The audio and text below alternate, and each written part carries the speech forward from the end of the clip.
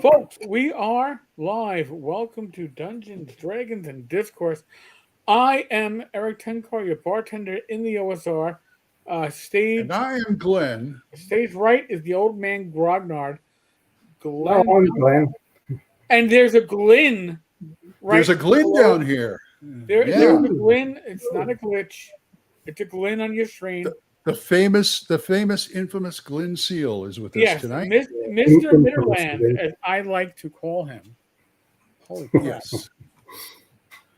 So, Glynn, thank you for joining us. Yes. No, my pleasure. Thank you for putting up with me for the next hour or however long. Oh, you however, would believe the people. Well, no, never mind. What? Peoples? There's peoples involved in this stuff? You can't tell Who me was that guy? Who was that guy we had on the show where he talked and I just said like 2 sentences during the 2 hours? And... Oh, God, I don't even know. Holy crap. Never mind that. Hi, Doc. Hello, Doc's Doc. a good buddy of mine too. He's a good buddy of mine too. Yeah, it wasn't me because I talk all the time. God forget. Okay. But Okay. in any case, Glenn, if you don't know him from the middle, I always want to do one of those like, Glenn, you might know from the Midderlands, the green covered books about ancient England that feels familiar yet is just a wee bit fucked up in its interpretation. Oh, more than a wee bit. All right, maybe a bit more than a wee bit. And I love the hell out of it too. Oh, I think I own everything that Glenn has put out for the Midderlands. I do too, so far anyway. Yes. Yeah, I love it because it's like D&D as run by Monty Python. That's the way it feels. Yeah. When growing up, I used to watch Blackadder. Like, I loved it. Oh my God! Which was wasn't there like what 4 seasons of Blackadder, and each one 5. was a whole different generation? Oh, 4. Yeah, you're right. 4. All right, so it's 4. All right, so I actually know my Blackadder, and the different generations were very specific in what they dealt with, and it was fucking hilarious. Now I'm going through withdrawals. Now I want to go back. Here, we're gonna ask our in-house guest. Is there a place I can stream Blackadder right now? Because my videotapes are probably all screwed up somewhere. Probably BritBox. BritBox, I think, is one that might do it. I should ask Becky. She watches all. I should ask Becky. She watches all the British crime shows. Yeah, I don't know whether you'll find it on like BBC iPlayer and stuff, and I think they probably control that regionally as well. Well, I mean, that's what we have. Certain software that allows us to pretend that we're like, I don't know, in Russia, in Romania, wherever in the world we want to be. I don't have to be in the US. I can be in the UK, and all of a sudden, Welcome to People's Streaming Services. I am your host, Ivan. Well, thank you, Ivan. I really do. I'm trying to look at BritBox. It's not having it. I'm trying not to bend this computer too much, otherwise You're coming in great. You're coming in great, though. Yeah, you're coming. Listen, you're not suffering what I was suffering when I was in the Poconos the last couple of days. Well, that was fun. I had very poor bandwidth on the DSL in the house that my parents have up there. And when I say very poor bandwidth, I was using my hotspot for my phone until AT&T gave me the text message that it is the 13th and you've used up 75% of your allotted data, including the rollover minutes that you haven't been using. I was like, oh, shit. So, and then so part of the reason why I'm back in New York is to make sure that I could actually do this live stream with you and not have it cost me like $45 and extra monies to pay AT&T at $15 a gigabyte for data after you hooked it all up. Yeah. Oh my! Hey, by the way, Glenn, thank you for doing this show. You got me out of cleaning the garage today. It's like, I can't. I got to do a show. You know, I was going to have to take somebody somewhere. I can't. I got to do a show. And the guy's calling from England. Come on. It takes a full day for me to prep. All the prep we did before the show was amazing. It was hard. It was tough. I had like, I don't know, 5 or 6 glasses of wine to make sure I was properly lubricated for this. So it was rough. It was really 5 or 6 glasses of wine to be lubricated too. well. You know, you gotta make sure. Dude, I'm doing a live stream with the Brit. I mean, I'm an American. The few Brits, honest to God, Brits that I've actually met face to face, including one who was a UK cop, they could drink me under the table without even lifting a finger. It was just not this one. oh well, there we go. I had my time when I used to spend a lot of time in the pubs and clubs up until into my 30s, you know, and then I've kind of gone, you know, totally the opposite direction since then. This drink has been in my fridge for months. It's still in date, luckily. But I thought I would celebrate this evening, and I stay up late past 1 a.m. with a beer. That's like right. all days. Oh, you're on the other side of the pond. You've got that time shift. Yeah. Now, Glenn, I'm going to ask you a question. He's out past curfew. Get him. There's no curfew at the tavern. Come on. But Glenn, the Midderlands has been a huge success. All right. Yeah. Whatever. I am a minor creative in this hobby / industry of ours, and I really mean minor when I say minor. But what gave you the idea to do the Midderlands? Because it is something that feels alien and yet familiar at the same time. So what was your drive?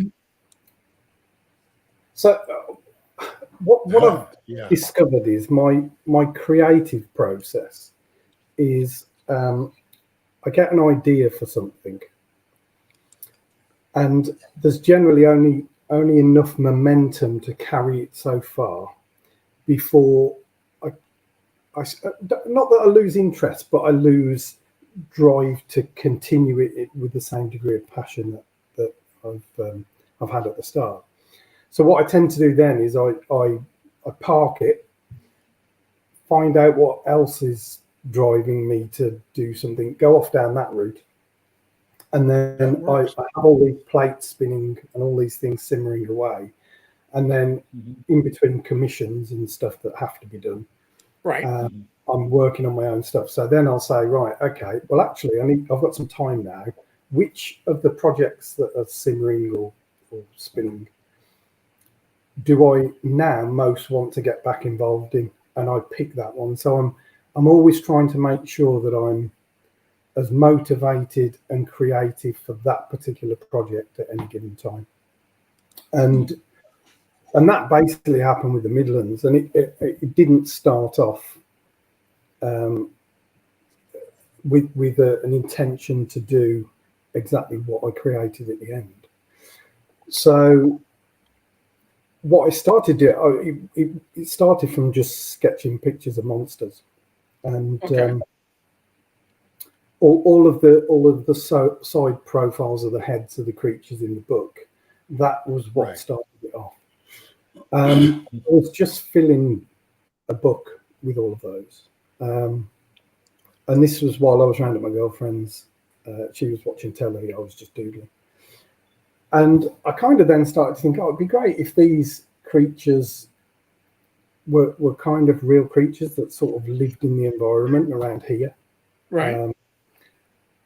Or, you know, within the Midlands somewhere. And I guess Spiderwick Chronicles, if you've seen that, has got that sort of vibe to it. Mm-hmm. Yeah. So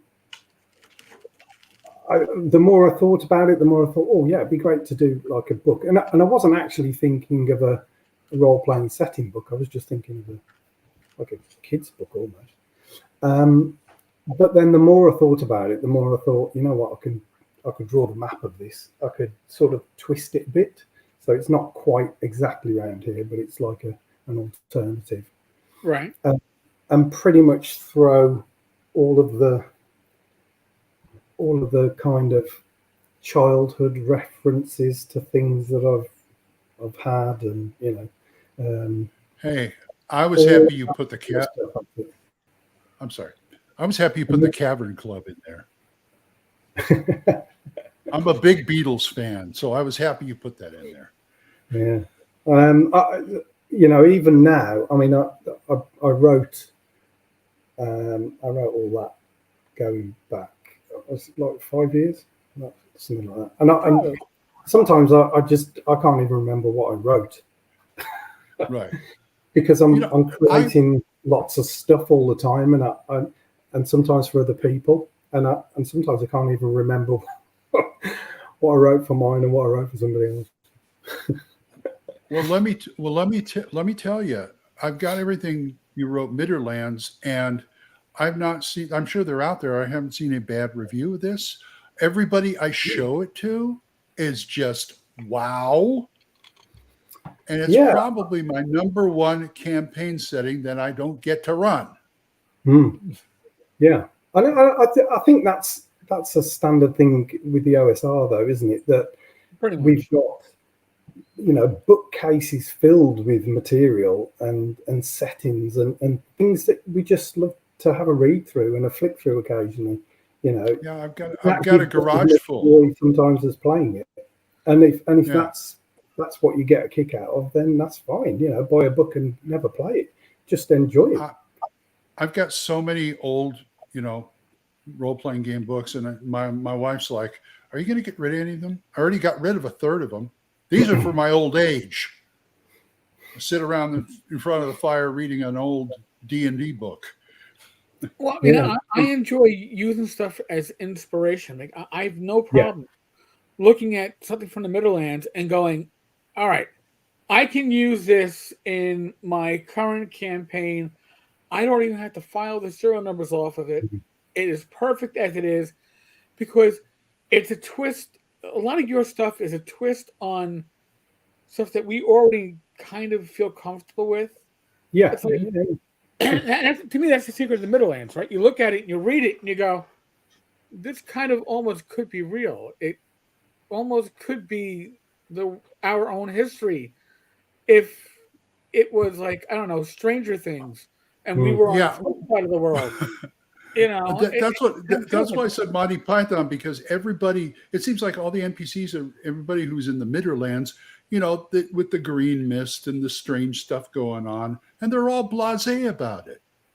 Yeah. Oh yeah, that happens all the time, right? Once a week it comes in here, and that kind of thing. It's the same in any environment. If you've grown up in something, like me and my girlfriend, we have conversations about where we live, because she originally comes from near Windsor, so it's further down south, and it's a really nice area where she kind of grew up. But I've always lived in the Midlands, and the Midlands is less salubrious than where she grew up. So she sees things differently to how I see them, because I've grown up here all of my life, and I don't know any different. Okay. And to me, this is all normal. But to her, some of the things that go on in the Midlands are like, that's why safe here. I've lived here 30 years and nobody's stabbed me. Done anything. Well, let me tell you, this is why we get along so well, because he's in the middle of England and I'm in the middle of Oklahoma. So we're both in the middle of, and we understand that kind of thinking, if you know what I mean. Yeah. You kind of, you've if you've been there for a long time, you've just grown accustomed to it. It's normal. And the same with the Midlands. The people that live in this, Right. weirdness. Mhm. It's not anything different to them. It's okay. There's a herd of There's a badgers. tentacle over there. There's a tentacle over there. Yeah. Yeah. but all of that stuff, like you can run the Midlands without any of the green weird stuff. You can just switch it off. Right. Oh, yeah. There, and then it's kind of, apart from the creatures, it's a relatively normal setting, just with some unusual creatures added into the mix. And then you could switch those off as well. Just run it as it is with the maps and the towns. Well, you can pick and choose too. That was the and question I was going to. I was going to ask you that. Game juice, which is if you can just open the book at any page, read it, and then come up with an idea for something, then the page did its job, which is to give you inspiration. It's to help you come up with ideas for a game. I have trouble. I mean, there was a question I asked you in chat a long time ago, and I just wanted to ask it again. There are so many monsters in that book, and then you throw the D&D monsters in on top of that. Doesn't that kind of like, what do I do? So for me, I tend to have a few favourites out of the monsters. I don't tend to use them all. Trolls. Because as you read through them, some will appeal to you more and the way that you play games than others. So two of the absolute favourites of mine are the Mud Cow and the Walk Goblins, because they're very characterful. Yeah, they're the standout kind of characters, if you like, of the setting for me, and I like to use them because it just gives it a bit of a Midlands vibe, without necessarily all the green weirdness. I really like the War Trolls. I know you gave stats and classes and whatever for most of the monsters in the first book, but the trolls there, those are your I'd let a player play one. Yeah, and I don't do that very often. Vascular is the kind of race class variant. But I think in one of the midazines there's a Walk Goblin fighter as well. Yes. So you can play that as a separate class as well. But yeah, they're my favourite. I tend not to use many of the other ones. I think I have, but not often. I still want to do something in Scotland. You did the one issue of Midderlands with the Scottish stuff, and it's like, yeah. So Richard Marpole, especially wrote the so basically in the Midlands book, it was Edwin Nagy that wrote the Scotland area bits, and Richard Marpole, who wrote Folk Magic of the Haven Isles. That was a good book. Bats of St Albans. Yeah. He wrote those classes for the Midderlands. So I'm not sure. I don't think he's. He may have some Scottish heritage, so he felt compelled. Well, everybody he was on a Highlander gig. Everybody in my group loves the spell where you teleport somebody's pants. Oh well, wouldn't you like that? With the bruises. Oh, see that? By the go ahead, Glenn. I've reviewed on my YouTube channel practically everything he has written except the Bats of St. Abbas. It's sitting here waiting for me to look it over to review it. I'm sorry. I just want to say I'm sorry. Oh, Ed, Glenn, that's a fail, man. I'm sorry, but that's a. Well, you know, when I finally I reviewed Barrow Maze after it's been out for 2-3 years, and Lloyd gets hold of me and says, "Oh," or no, Greg gets hold of me and says, "Oh, I finally got around to reviewing it, huh?" I think I probably owe you that one as well, Glenn. Floating death sheet. They're led by Harold. He's the most dangerous of creature. A clever sheep. Again, that this sheep thing, I attribute that back to Blackadder 2 specifically as well. They'd always chuck in references to Flossie the sheep or something like that, and I think that really stuck with me. And so yeah, I couldn't pass up the opportunity to put some sheep in. Well, I mean, for me, the charm, and some folks might not go the disturbance, but I call it the charm of the Midderlands is that you look at it, you read it, and listen, I'm an American, so I am not looking at this as a native Brit, but I'm looking at this and I'm saying, from my perspective, I was a history major, and I can look at it and I can get the pieces of history that you're throwing in there, and at the same time, it's a fictionalized setting based upon a real life history, and it makes it, for me, that much more real and intimate, and something that I can interact with and feel like, well, this isn't the Forgotten Realms. It's not Grey. No, this is the Midderlands. It actually kind of sort of exists on some level. And the places on the map of the Midlands, not necessarily the Haven Isles, but they're kind of they're based on real places and things. So yes, absolutely. In Cairn Chase Forest, that's actually a BT phone mast. No, it's not a phone mast. It's a BT tower with loads of antennas on and things. They used to, I think it was for TV and radio broadcasting. And that's in the middle of Cannock Chase Forest.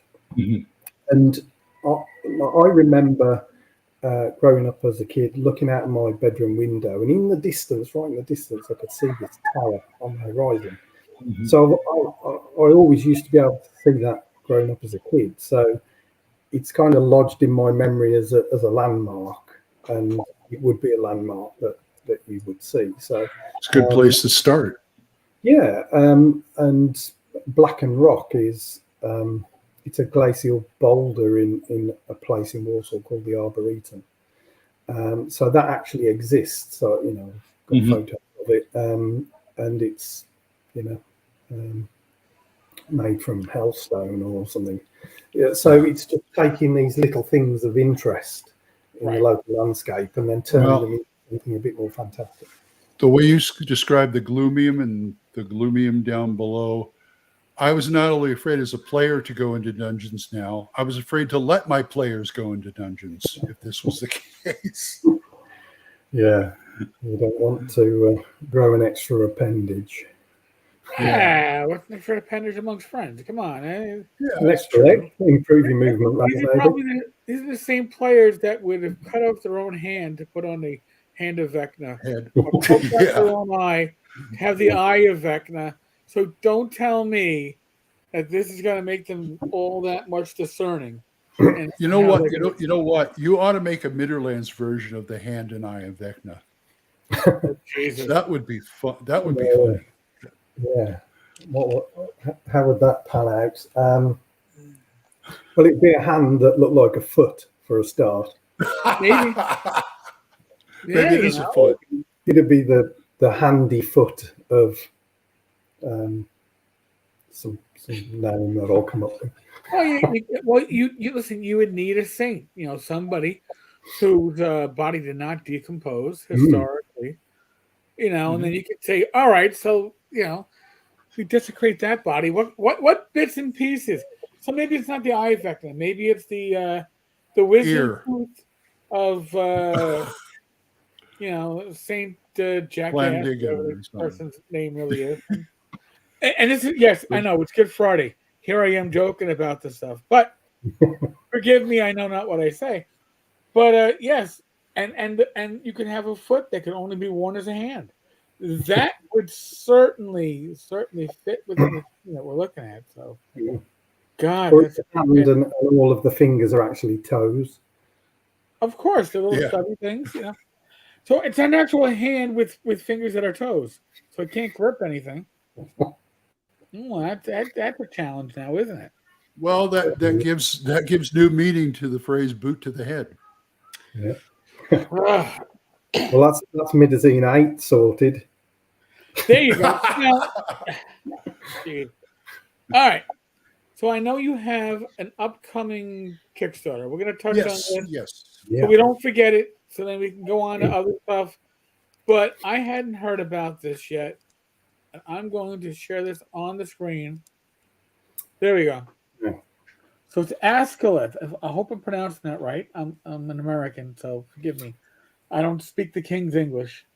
Okay, so basically, it's a collaboration. So this isn't a product that kind of I had the idea for and have started.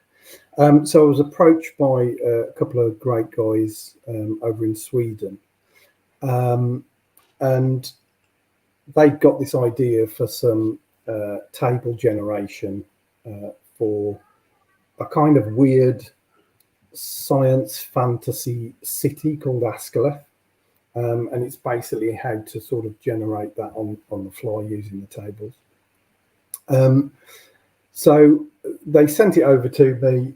I had a look and I thought, you know what, I'll stick this in InDesign and see how it's looking. They'd got some art for it. Started to put it together and thought, you know what, I think I need to get this printed. We need to come up with a plan. So we kind of got together on Discord, had a chat about it, came up with a plan. And so basically the team, the two guys that have created all the tables, so that's Felix and Tobias. And then we've got, I think there's three artists, Carlos Castillo, who's kind of all over my social media feeds. He's doing some really great black and white ink work. And I think it's Patrick Olson and Storr Thomas. So it's a heavily Swedish team, and I'm not Swedish. Yeah. But I've done the layout, and also I'm managing the Kickstarter. So basically it's system neutral, and it kind of gives you some ideas for generating this.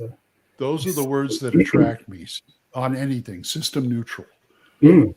Yeah. There's a little bit of how shall I say it? Strongly worded. There's only like one or two areas that I'll be like, that's like, yeah. Well, it's fine. So we're going to launch that on this coming Friday. Oh, nice. So in 7 days' time. There's it looks like there's 185 followers at the moment, which is really good. What's the goal? £2,000. Okay. And it should do that. If 185 followers, it should do that pretty quick. I would think. And the zines, I think there's early birds for the entire first weekend. So from Friday, Saturday, and Sunday next weekend, you'll be able to get it for £15 shipping. That launch next Friday, you say? Yeah, yeah. Okay. All right. So I put a link in the chat. I will put a pinned post or pinned comment after this thing, the live stream is ended. I'll make sure you can find it. So if you're watching this live and you're too lazy to go and actually look what I just put up, I will have it on the replay. So just go to the replay. It always helps. There you go.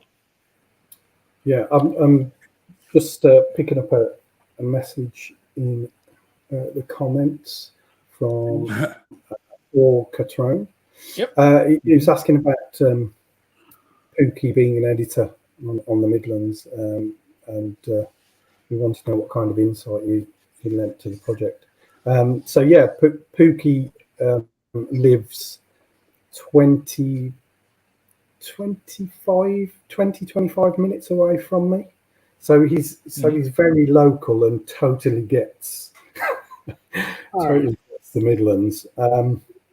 So I couldn't think of a better editor. And throughout a lot of the Midlands products, you'll see references to pamphlets, like the names of pamphlets by Matthias Pauk, and that's Pookie's handiwork. He likes to insert his casual random pamphlets, and I'm happy to oblige him. Yeah, review. Nothing wrong with that. Yeah. So Dude says Tenkar is God. Thank you. I would have to defer to God on that comment. I'm a little dyslexic. I think it says Tenkar is dog. I could be a dog. I've been accused of that probably in the past. But David Thompson is on, so there's another person staying up beyond their bedtime. David, welcome.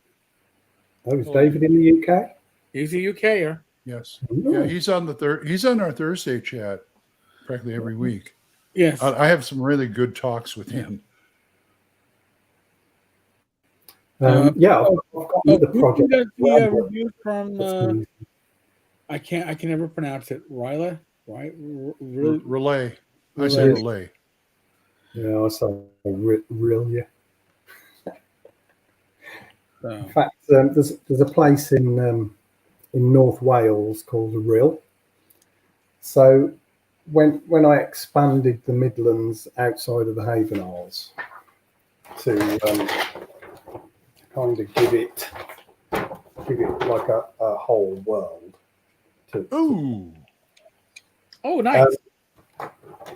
I added. Wait. That looks familiar, Glenn.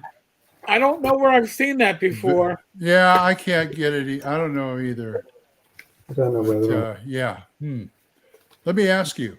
Right at the bottom somewhere. Oh, I can't find it now.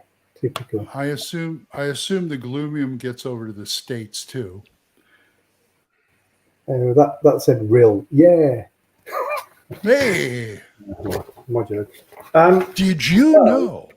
Yeah, it does. We get over to the States, but it's mainly unexplored, largely. Yeah. So you can fill in the details yourself. That's what makes this fun. Again, it's familiar, so you can look at it and you go, I kind of know. I know, but I don't know. Like I should know, but I don't know because Glenn's gonna throw me a fucking curveball, American baseball term. I have no idea how that would convert to like UK. Throw a spanner. No, we use curveball. All right, so there we go. Thank you. All right, but it's a curveball because you feel familiar. You go, I know this, and then you go, but I don't know this, and that to me again is why I think the setting works so well. Is that you can step into it and feel familiar, and it all gets turned on a 90-degree angle, and you're like, I feels familiar, and it's totally screwed up, and just go with it. Just go with it, but it makes the dare I say it, the horror elements more real because people can look at it as a real setting with horror thrown into it, as opposed to Greyhawk, Forgotten Realms, any of these other purely fantastical settings that aren't rooted in a real world background. Yeah, it's You like a are, you know, Yours out the gate felt lived in. yes. Really did, which is I was like, I love this. That one plot hook with the guy with the boat on the mountain. Was that your Werner Herzog shout out? You know that I don't think I wrote that. I think a friend wrote that for me. I think Pete wrote it. Dave's in Newcastle. Dave's in Newcastle. Oh right, okay. Is that Newcastle upon Tyne or underlying? Throw a googly. Closer than the other. You damn Brit. And I actually, Dave has given me a Google link and I passed as to where he is at Google Map. And I should know, but I listen. I'm lucky enough to know where I am within the state of New York. I could certainly not be at Tyne. There we go. That's further up north from me. About 4 hours at the one. Gee, and so should we get him together with what's his name? I can't think of it. He's usually in the chat. He hasn't been John. No, I can't remember his name. He did the Majestic Wilderlands. Maybe you ought to get together with him and do the Majestic Midderlands. Oh, I mean Rob Conley. Yeah, Rob Conley. Back in the attic. Yes. Mm-hmm. Yes, he's on the chat Thursdays. A great guy. What he does some really. I mean, one of the issues that I always have. I mean, my customer base really is 65% in the States. Really? Yeah. Right. So probably 15%, 20% in the UK, and then the rest is everywhere else.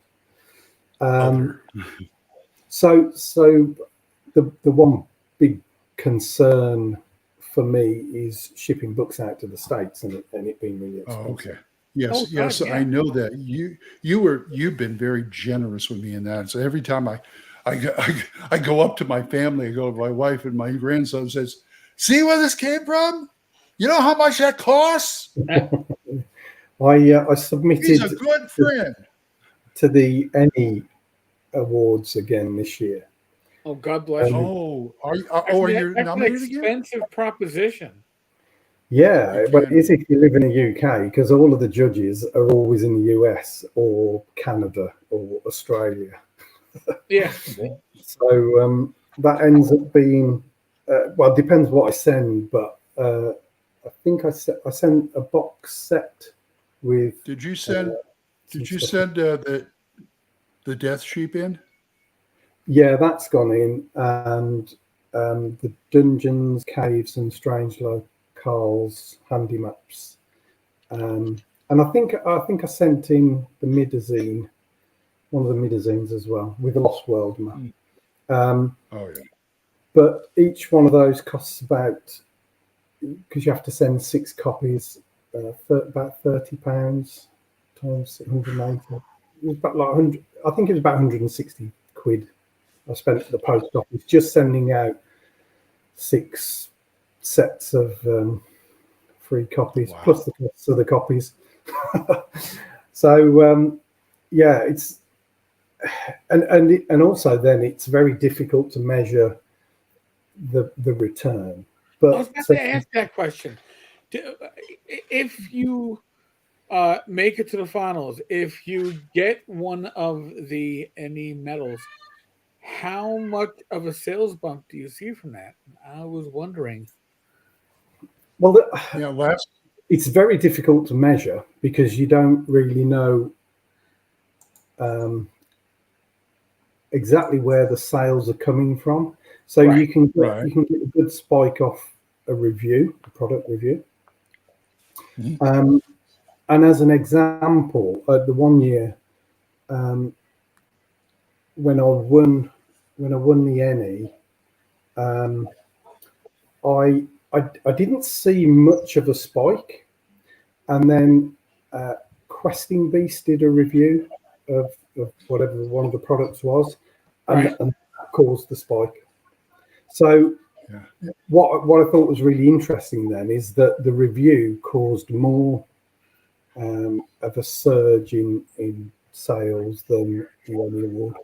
But the way that I've always looked at the Emmy Award is it's something that gives people confidence on the freelancing side of things.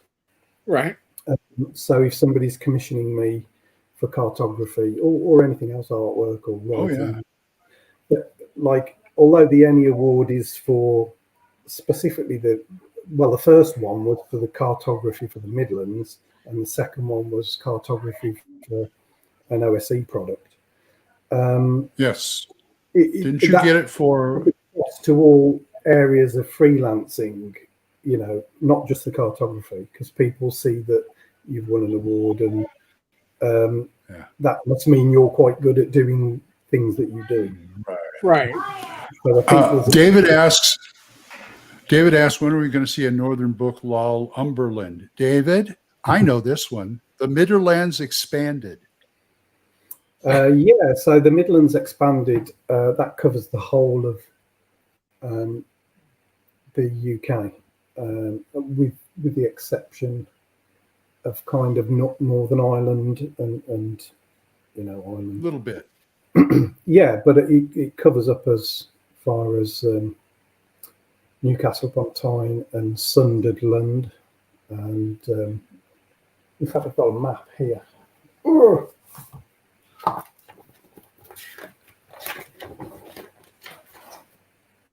So yeah. it's, Oh, I got that. That looks Yeah, very so do I. familiar. Yes. yeah. So we've got Nowthcastle, Sunderland, and Lindisfarne, Torham for Durham. So it's on there, and then there's some write-ups for those as well in the book as well.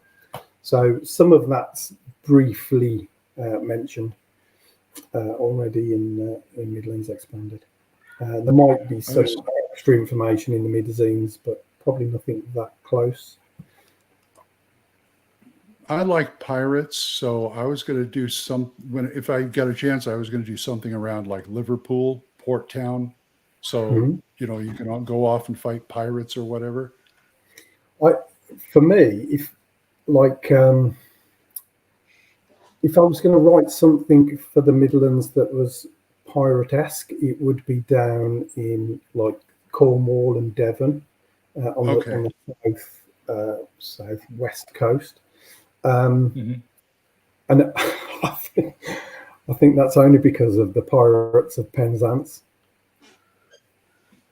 Well, I also think of Treasure Island too. So yeah.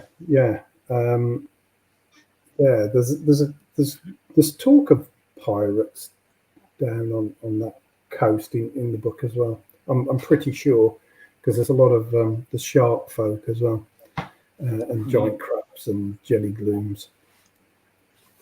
Yeah, Pirates of Penzance. yeah, I love that. I love that show. Someday.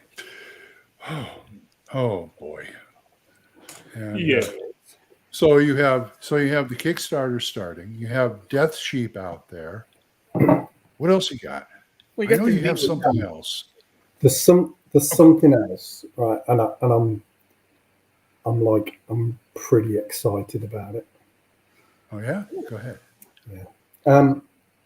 Rycroft. So it's a cemetery crawl, but it's not really a typical cemetery crawl. So there's no undead, but like really minor kind of undead. they can't be raised within the grounds anyway, and they can't be kind of animated and stuff. So what's happened is that this cemetery's been abandoned, so it's kind of been taken over. But the abbey that used to be there was kind of controlled. Just a moment. Go ahead and keep talking. It was controlling like the vermin. Children right now. I didn't really say Yeah, I had to go lock my office door, otherwise we get a 2-year-old in here. So, okay. So basically, the people that ran the abbey before it all kind of went south control, and we're experimenting on insects that feed on cadavers and bodies and things. So maggots, worms, and wood lice, and they kind of developed sentience, and they kind of live beneath the cemetery, and they're kind of 3 factions fighting for control of some to basically rebuild a window, a shattered window in the abbey. Glenn, there's one thing. Go on, sorry. Okay. No, I was going to say that's Glenn. That's one thing I always kind of liked about you. You're never afraid to go for the gross. Yeah. Why not? You know, I can't. I'm not really offended by much. Like, I remember once. Okay. I was watching a program on. It was kind of like how they, where your meat comes from, and they were basically doing the slaughterhouse process in front of a live audience so that they could see, like exactly, get the views from the panel and all that stuff. Anyway, I was watching it. I was kind of fascinated, and my lodger at the time, he came downstairs to go into the kitchen, and then when he came back through, he was looking at the telly, and then he was looking at me, and then he was looking at the telly again, and he was like, "What the fuck is wrong with you?" And I'm like, "Well, that's where your burger that you'll eat at the weekends come from." But yeah, I'm just not sort of bothered by that stuff. Oh man, That's classic. Yeah. To me, it depends on what it is. So, but so far you've hit it out of the park. So, yeah. But yeah, I'm like the cartography and quite a lot of the art and all of the writing's done. It's also written for.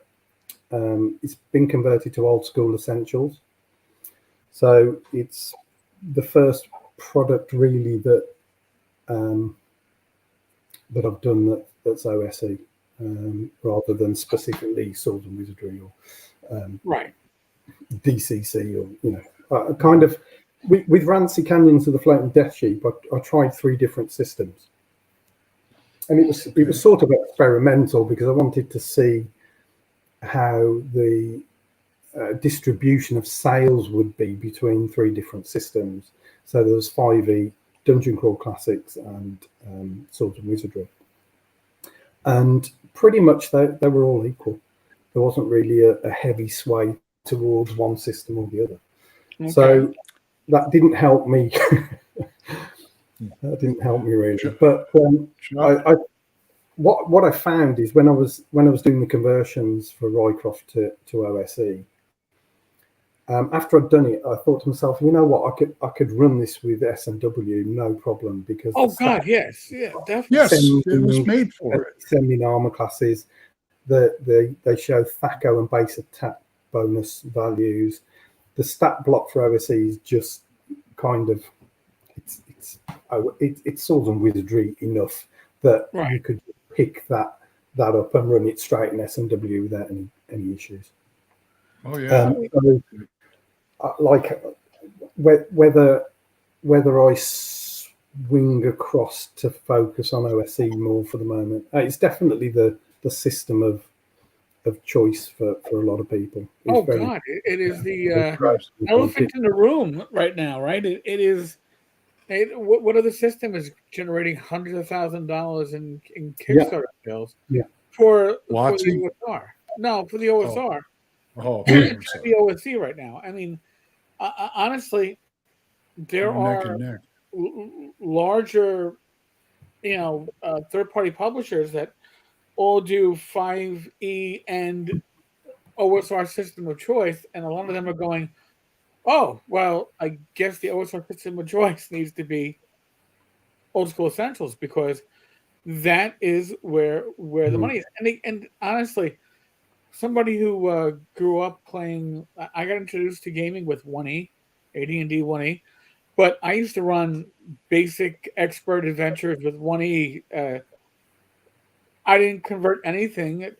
That 1 point of difference in AC meant nothing to me when I ran stuff. I didn't flinch, and today, I can run Labyrinth Lord, OSE, Swords and Wizardry, any of the major basic OSR rule sets using any of the adventures for either one, and just Oh yeah. conversion is easy. The hardest one to convert from would be DCC because it doesn't run off of an old chassis. It runs off of 3.5 converted to find the light. I always thought of DC but with funky dice. Yeah, I've run that converted on the fly, but I've converted on the fly to Swords and Wizardry because you just take the theme and you figure, all right, well, that's probably a 4-hit dice creature. I'll just make it act like it is in the module and just let it play out. Yeah. But any of the general OSR systems, if they aren't 95% compatible off the shelf, as a GM, you're doing something wrong. That's just my opinion. Yeah. So certainly, if I was somebody who was looking at stuff and saying, how am I going to get the most bang for my buck as a creator to get my best return, I always see it's probably where it's at right now, just because it has such a large mind space in the OSR right now. Everybody's talking about it. So God bless.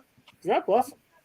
Yeah, definitely. I mean, like I do this full time, creating and stuff. So half of the income to support that is from publishing material, and half of the income is freelancing. Right. Would that be cartography or layout or writing for artwork? So if I just the problem with freelancing is you've got very limited control over when you're busy and when you're not busy. So what I do is I fill the time in between that with working on my own things, knowing that at some point they'll generate a return for the other half. And that's worked fine for 5 years.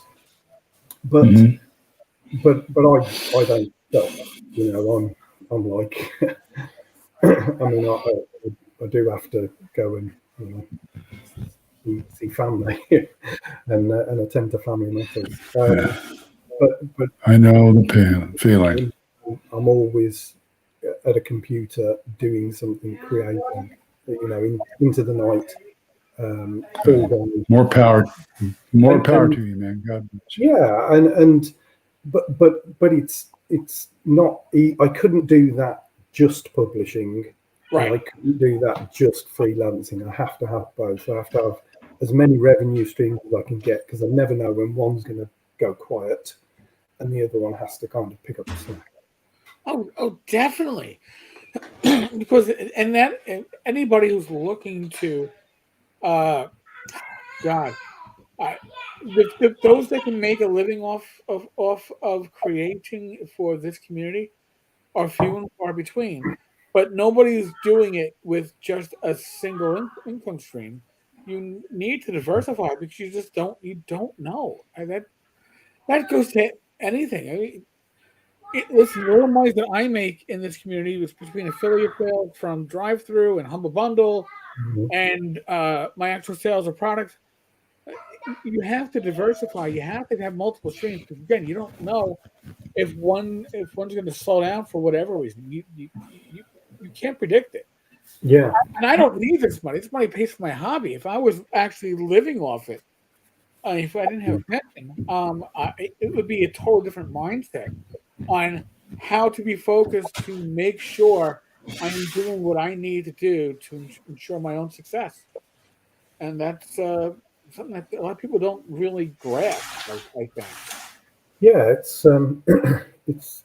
I mean, what tends to happen is like when you're running and planning a Kickstarter, you never know where it's going to end up with the funding. So you don't know if there's any extra meat on the bones at the end to keep you going, like up to the point where you launched.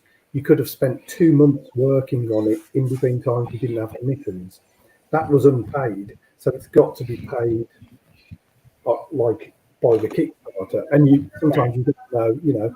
I mean, to get say you want to survive for 2 months, you probably let's say $3,000 or something. You've got to make $3,000 on the Kickstarter just to keep you going for 2 months while you're, in between freelancing or whatever. So it's kind of non-stop. But yeah, it'd be lovely to get a project that did £100,000 and had 20k of outlay, and then I could have a year off. But I wouldn't because I love creating so much. But no, and not only that, if a year off, you don't know if your next year when you come back are you going to be as successful, and that's a rough.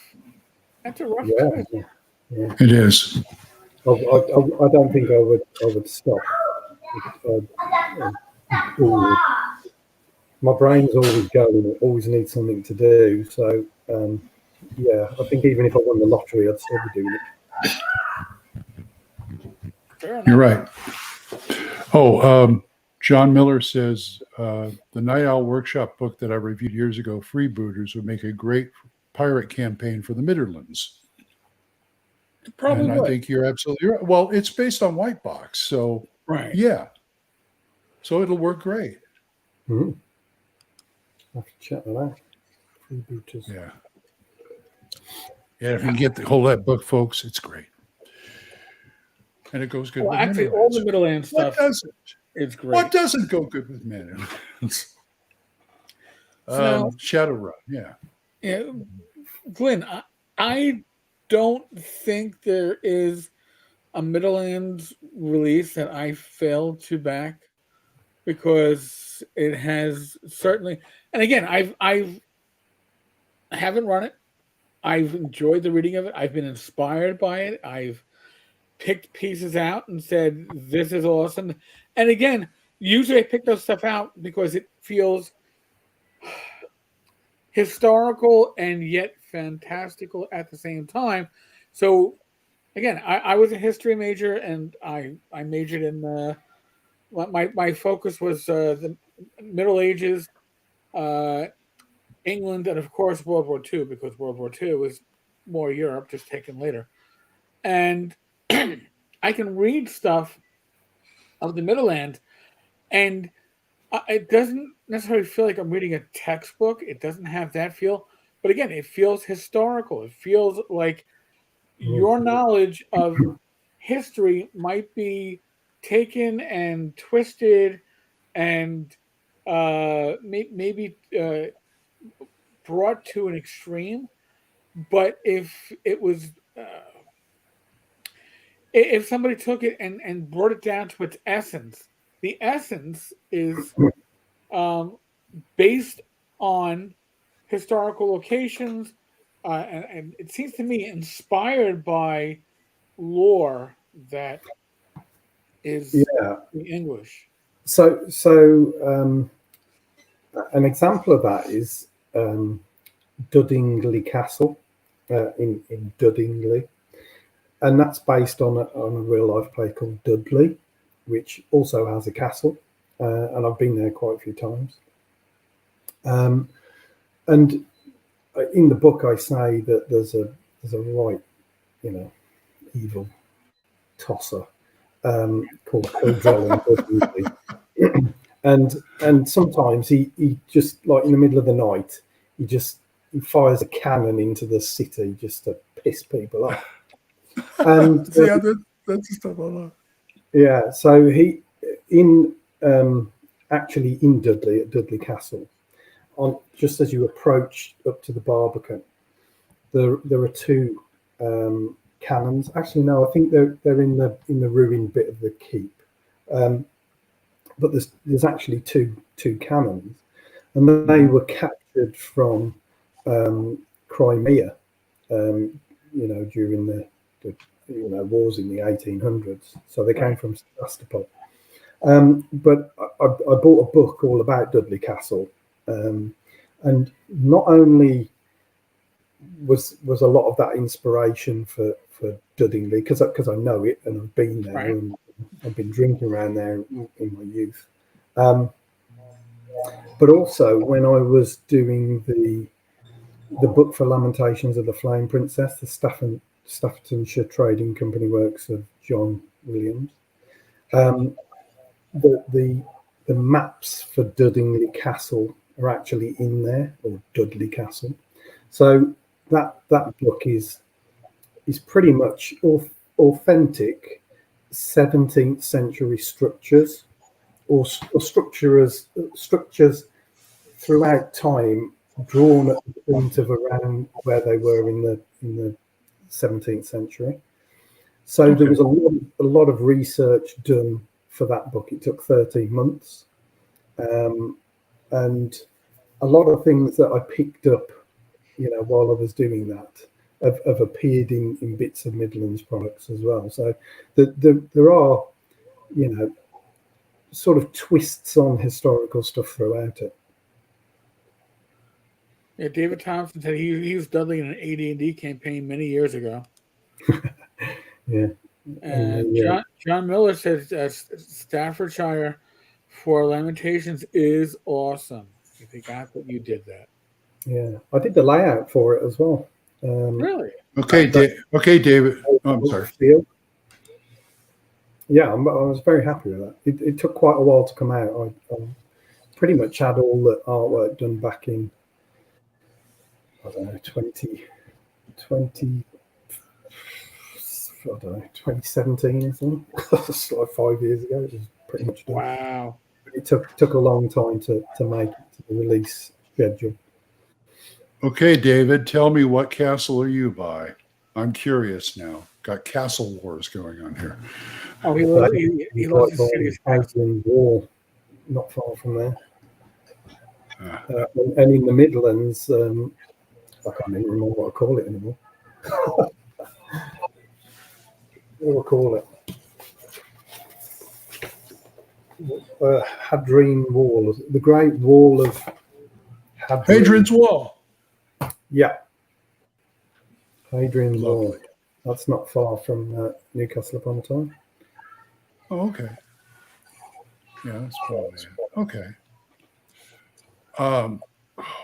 Folks, go get this stuff. Yes. Now, Glynn, next issue of Mitterlands is coming out when, do you think? So here's an interesting snippet of information. There's going to be some content from James Spahn in Midderlands. Oh, yes, I saw that. I know James very well. Yes, okay. Same here. Yeah.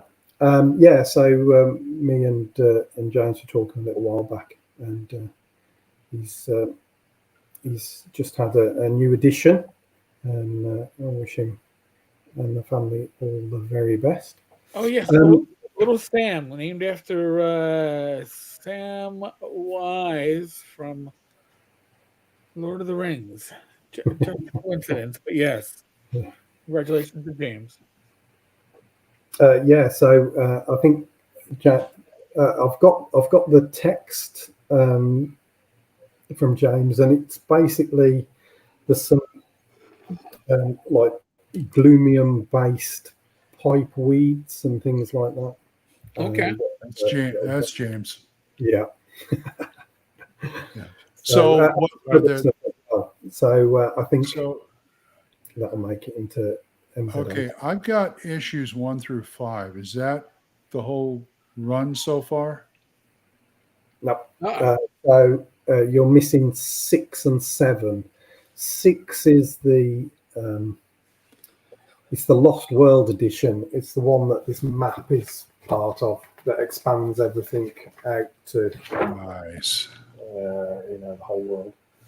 Very nice. And I think Midderlands 7 is it's basically like Dragon King, which is kind of my version of Dragonborn, but OSR rather than. They've kind of got really dragony snouts. They don't look anything like a bulky 5e dragon. My grandson will love it. Yeah, they're kind of fat and podgy, and they've got like these really long noses. Yeah, prodigious bellies and stuff like that. Nice. Oh man, that is very It's nice. like this. Oh, we have. You're still. God bless you, man. You're nursing that beer for the full hour. God bless you. I know. I can't do that anymore, man. That would have been done in about 15 minutes. Not Yeah, saying I'm a chuckle rush, but I'm just saying. Yeah, Wait. And you're drinking Budweiser, American Budweiser? I love Budweiser. It's the only drink I really like. When I was going out drinking all the time, Right. in my youth, and not that long ago, obviously, it would just be Budweiser. And prior to that, it was like Alco Pops. I was just spewing up everywhere. Listen, I drink Bud too. I'm just surprised that somebody from a country with such a great heritage of beers and such. really? I thought that was Germany. No. England has a great heritage of it. I know. Yeah, it's kind of real ales and things like that we sort of do campaigns for real ales. But no, but I just like the taste of it. Most lagers and stuff. It's like. I guess you're not an IPA man then. I guess. All right. The India Pale Ales are not yours. But Red then Rock cider. after that, it's Pepsi Max all the way. Oh, see, now you could have told me that was a Guinness, and I would have been like, "Oh, you just poured it early." And It's a vodka and Coke. oh, well, all right. Oh. That certainly makes Well, Maybe. we've got our quota of alcohol on the show now. We're good. Well, Between you and Glenn's Eric. always trying to get Crown Royal to sponsor the show so he can get more bags. Yep, Crown Royal, the official dice bag of the OSR. There you go. So, Always like to play. Yeah, David Thompson's put, I'm addicted to Pepsi Max. I know the feeling, but I can make you addicted worse, right, by telling you they do a raspberry version, right? And if you just think, well, whatever, right, try it, right? Because now I can't drink the original Pepsi Max stuff. I can only drink the raspberry. really, I would don't know if we had the raspberry here in the States. I've seen Pepsi Max, and it's like, okay. Here's something new. I was in the store the other day, and I got a can of Nitro Pepsi. Oh, It I've was seen carbonated with nitrogen. Oh man, is that smooth? Oh boy, Nitrogen. it's beautiful. I love it. It's like a Guinness, but not a Guinness. I got you. Yeah, and when you crack it open, you scare the shit out of everybody around. So I don't know whether that'll end up here. I'm sure it will. It has to. It has to. Everything makes its way across the pond, one direction or the other. Just give it a few months. Talking of beers, Dave Thompson was talking about brown ale, which is brewed in Newcastle, Newcastle Brown Ale. I've had it, yes. And there was a point, I think I was like 18, 19, and when we used to go to the pub that played all the rock music, that was the drink that you had to have. You know, it was like Nuki Brown all day long. So I've drunk a lot of that, and I kind of, when you have too much of something, that Yes. eventually you just cannot face it for the rest of your life. That and cider, I cannot touch cider, and that's been since I was 18, and I got very, very ill after about 7 pints of it. Never touched it once. I guess no more Magners for you. Okay. Oh, can't even More Red Rock. Oh, jeez. Doc Cross, Really? I've had Newcastle Brown Ale at Gen Con. In fact, Wow. in the States, I used to get Newcastle in the I don't know what you call it, the gallon size mini kegs that you can put in your fridge. It was pretty good. At first. If you went back, time and time again, you kind of lost the taste for it. But I enjoyed it initially. So I guess that's kind of what we're talking about here. Dave Thompson, we called it Bottle of Dog up here. Men would tell their wives, I'm going to see a man about a dog. And they would sneak out to drink brown ale. Oh, jeez. Damn you. It wouldn't be much of a secret when they got back and went to the toilet, though. All right. Well, folks, we've taken this a full circle and then some. You can always trust me to lower the tone. Oh no, we do that Welcome on to our the own. Dude, you've seen Hey, these hey, videos hey! before. Hold my Pepsi. Dude, my Pepsi Max. I know it's Max because of the extra caffeine, but Well, I need that because it's like 2:15 in the morning. That's keeping me alive. all right. So, folks, and again, a huge thanks to Glynn because Yes, he did Glenn, stay thank up, you very much for coming on here. He stayed My up late absolute pleasure. Thank you. to actually hang out with Glenn and myself. I can't thank you enough, Glenn, because swear to God, your stuff is. My wife rates when I get stuff in the mail all the time. The only books that I've ever received that she's actually gone and looked at and went, that looks pretty good, is the Midderlands because the covers are unique.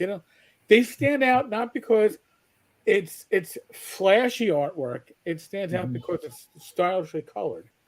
And she's looked at it and she went,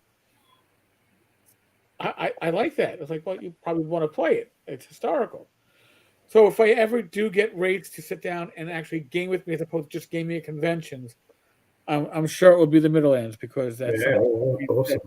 and that says a lot too because your products aren't just well written; they are well presented. The print quality is second to none. You're right up there with James Raggy's Lamentations when it comes to the quality of the printer that you use. And I say. Whatever I've said about Lamentations products, not some of them not being usable because they are total party fucks. The presentation, the print quality, the printer that James uses is second to none. And you seem to use it's not the same printer, somebody as high quality. No, that James uses. I think it's called Ottawa or somebody in whether in Helsinki somewhere. Okay. Not far from him, but I used. I switch. Depends on the job, but if it's like hardback books with ribbons and printed end papers, then that's a special printer. Okay. But smaller stuff, I tend to use Mixam. Okay. And they're pretty competitive. And they've started to do some more interesting print printing options now, so you can get foiling on the covers and stuff, which you never used to be able to get. You can also get Smith's own hardbacks as well now, but you can't get printed end papers. So they are changing their offering. So Mixam's pretty good. Here's some high praise for you. At least I think it is. My Monday group. Remember when you sent me the Mitterlands expanded and the silver was rubbing off, and I said, "Well, that's okay." You sent me another one. Yeah, I gave that one to my other. Me and Carlos GM. I gave it to him. I said, "Here, take it," and he took it. He loved it, and he sides it very well. But I can tell he's getting ideas out of it. Much to my chagrin, because I'm playing in his game. But game juice, that's the thing for me. Yep. And it was like we were saying earlier, I've got shelves of books I've just never played, but I occasionally pick one up and have a read through, and it gives me some idea. And if I can do that with a book, I paid £20 for it, and it gives me a great idea, then it was worth the £20. Yeah, that's right.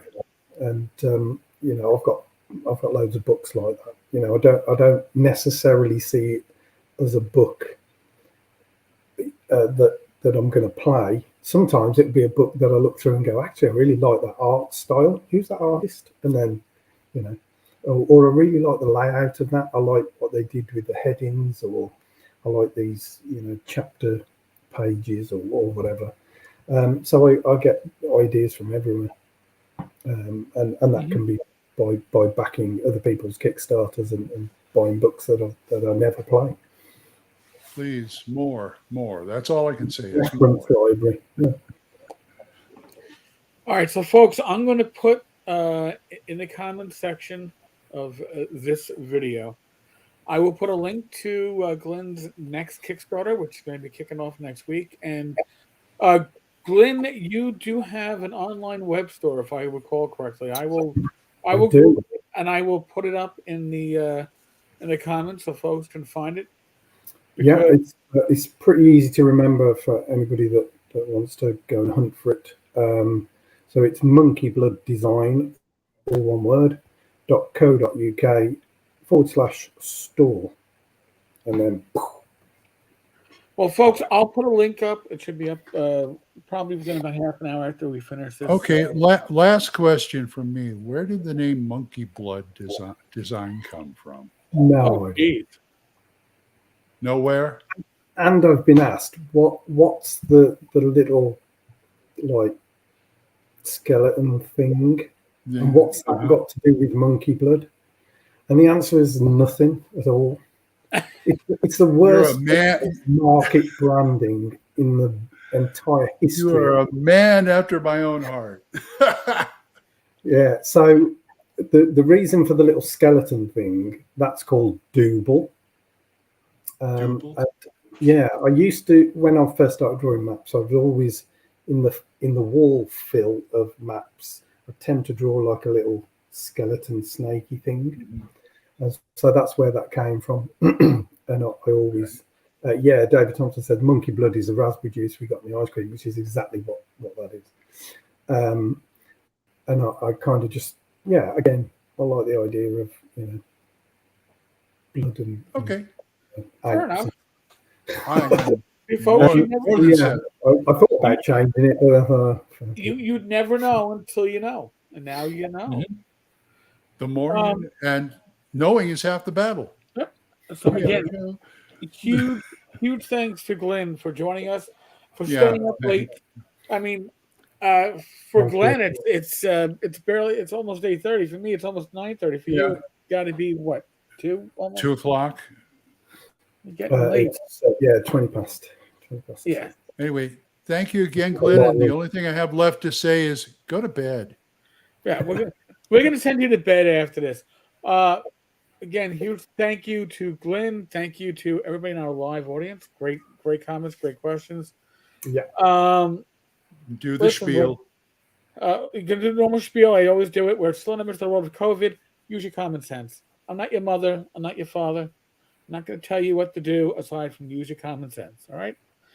Be safe, be well, God bless, roll the dice, roll them well. I'll be back tomorrow with Gamers Health at 8 p.m. Eastern with myself, my lovely wife, Rach. We've got some topics that people have asked us to cover, so we shall address that. And other than that, thank you so Radio much. Grognard, Thickos Hammer. Bye-bye. Bye-bye. All right. Bye-bye. Later, folks. Yep. I'm hitting the end broadcast button.